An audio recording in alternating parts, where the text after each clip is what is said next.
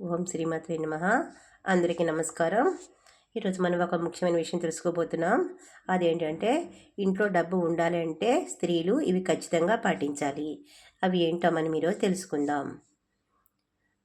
ఖచ్చితంగా పాటించవలసిన నియమాలు. ఇంట్లో సుఖశాంతులు కలగాలి అంటే ఆడవారు కొన్ని నియమాలను పాటించాలని మన పెద్దలు ఎప్పుడూ చెప్తూ ఉంటారు. మహిళలు ఈ నియమాలను పాటించడం వల్ల ఇంట్లో సుఖశాంతులు అష్టైశ్వర్యాలు కలుగుతాయని వారు చెప్తూ ఉంటారు. తెలిసి తెలియక చేసే చిన్న చిన్న పొరపాట్లు చాలా సమస్యలకి కారణమవుతాయి. స్త్రీలు కొన్ని నియమాలు పాటిస్తే ఇంట్లో ఎప్పటికీ డబ్బుకి కొరత ఉండదు అని శాస్త్రాలు చెప్తున్నాయి. ఆ నియమాలు ఏంటో తెలుసుకుందాం. పొద్దెక్కే వరకు ఇంట్లో నిద్రపోకూడదు. ఆ టైంకి వాకిలి చిమ్ముకోకూడదు. ఎందుకంటే సూర్యుని మొహాన నీళ్లు చల్లినట్లు ఉంటుంది. నిద్ర లేవగానే దుప్పటి విదిలించి మడవాలి. లేకుంటే దరిద్రదేవత ఆసనం అక్కడ కూర్చుంటుంది. కాబట్టి లేవగానే దుప్పటి మడత పెట్టుకోవాలి.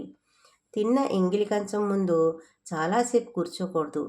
కొంతమంది కబుర్లు చెప్పుకుంటూ అలా కూర్చుంటారు ఎంగిలి కంచం ముందు. అలా అయితే కూర్చోకూడదట.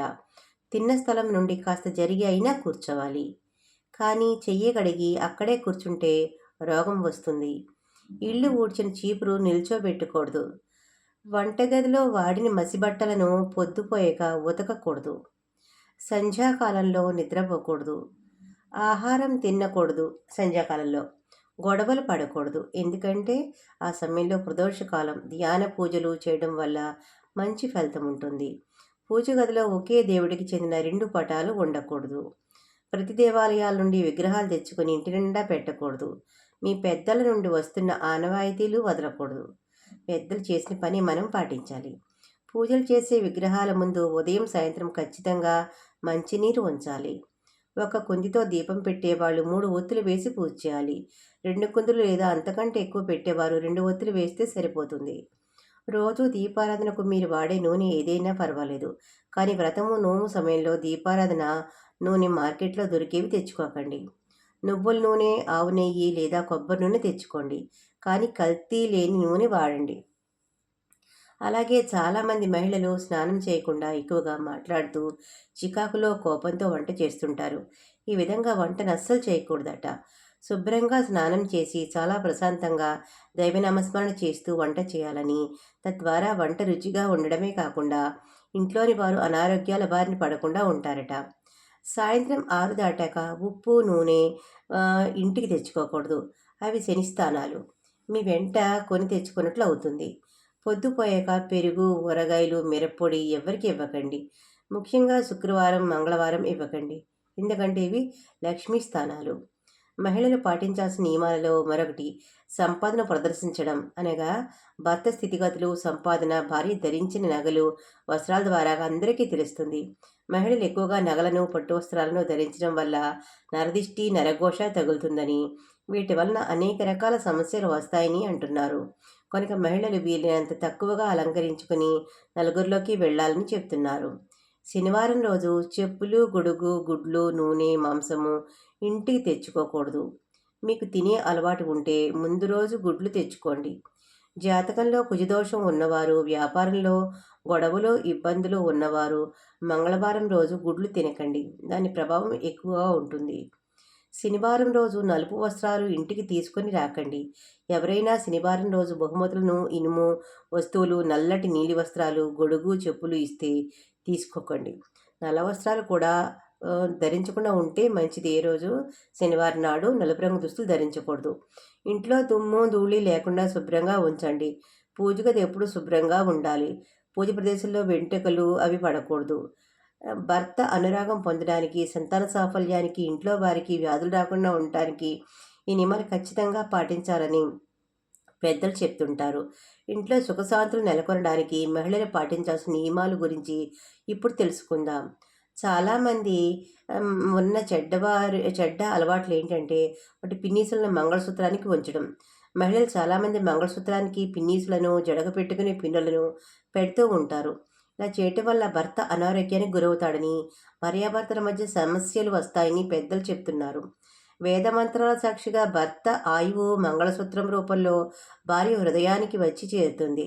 అంతేకాకుండా మంగళసూత్రాన్ని లక్ష్మీదేవి స్వరూపంగా కూడా భావిస్తారు.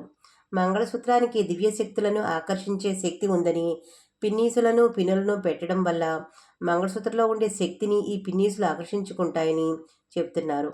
దీంతో చెడు జరుగుతుంది కనుక ఎట్టి పరిస్థితుల్లోనూ మంగళసూత్రానికి ఇనుముతో చేసిన పిన్నులను పెట్టుకోకూడదు. ప్రస్తుత కాలంలో మహిళలు రకరకాల గాజులను ధరిస్తున్నారు, కానీ వారు మట్టి గాజులను ధరించడమే చాలా మంచిదని పెద్దలు చెప్తున్నారు.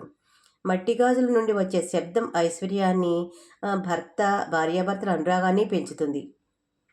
ముఖ్యంగా ఎరుపు, ఆకుపచ్చ రంగు గాజులను ధరించడం వల్ల శుభాలు చేకూరుతాయని చెబుతున్నారు. కొందరు ఇండ్లలో అందంగా ఉన్నాయని గుర్రపు బొమ్మలను, ఫోటోలను పెట్టుకుంటారు. ఇలా ఇంట్లో గుర్రపు బొమ్మలను ఉంచడం అంత మంచిది కాదని చెప్తున్నారు. గుర్రం చాలా వేగంగా పరిగెడుతుంది. గుర్రం ఎంత వేగంగా పరిగెడుతుందో అంతే వేగంగా ఇంట్లో ఉండే ధనం కూడా ఖర్చవుతుంది అని, కనుక వీటిని ఇంట్లో ఉంచకూడదని కొంతమంది పెద్దవాళ్ళు చెప్తున్నారు.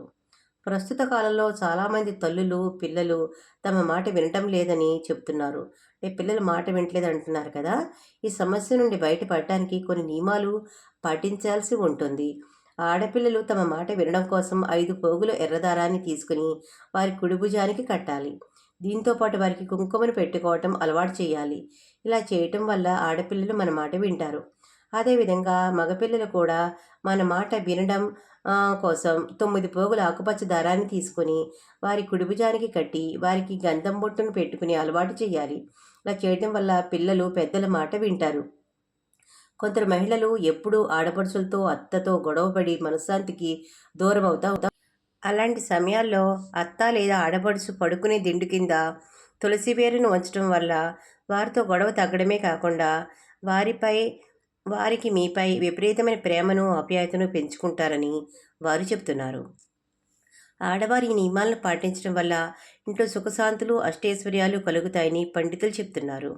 ఈ విధంగా కనుక మీకు నచ్చినట్లయితే ప్లీజ్ లైక్ చేసి మీ ఫ్రెండ్స్కి షేర్ చేయండి. అలాగే మా కొత్త వీడియోస్ మీకు వెంటనే చేరాలంటే మా ఛానల్ని సబ్స్క్రైబ్ చేసుకొని పక్కనే ఉన్నటువంటి బెల్ ఐకాన్ని ప్రెస్ చేయండి. అందరికీ ధన్యవాదాలు.